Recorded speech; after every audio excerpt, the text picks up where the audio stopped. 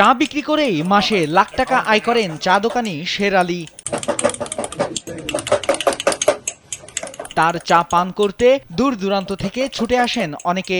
এখন প্রায় লাখ টাকার মতো আয় আছে মাসে।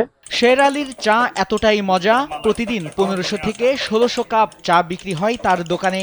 দুধ চা 1000-1100 কাপ, আবার মনে করেন রং চা আছে 500-600 কাপ, 1600-1700 কাপ প্রতিদিন বিক্রি হয় আর কি। খাঁটি গরুর দুধ ও চা পাতির সংমিশ্রণে শের আলীর হাতের জাদু মিলিয়ে তৈরি হয় অসাধারণ এক চা, যা পান করতে ভিড় লেগেই থাকে তার দোকানে। বিভিন্ন জায়গা থেকে লোক আসে, মানিকগঞ্জ থেকে আসে, তারপরে এদিকে আসে, ধামরাই, বিভিন্ন জায়গার লোক আসে বেড়াইতে। শেয়ারের চাটা খুব ভালো, এদের প্রতিদিন আমরা আসি, প্রতিদিন সকাল বিকাল আমরা আসি, আর খুব ভালো লাগে। খাঁটি দুধের চা পাওয়া যায়, দুধে কোনো পানি দেয় না। Walton Washing Machine, simplifying life with hassle-free washing. প্রায় এক যুগ আগে দোকানটি তৈরির পর থেকেই সময়ের সাথে সাথে তার চায়ের সুনাম ছড়িয়ে পড়ে চারিদিকে।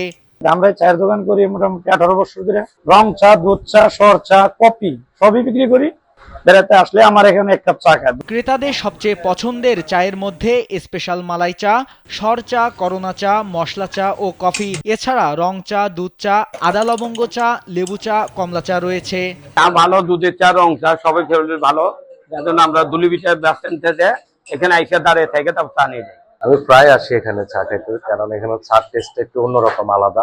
আসলে সবসময় দেখি ভিড়ের মধ্যে থাকে, বসে থেকে চায়ের জন্য, তারপর অপেক্ষা করে চাটা খেলো, চাটা যে একটা টেস্ট সেটা পাওয়া যায়। ছুটির দিনে চা পান করতে ধামরাই উপজেলার বিভিন্ন স্থান ও পার্শ্ববর্তী উপজেলা থেকেও অনেকে ভিড় করেন শের আলীর দোকানে।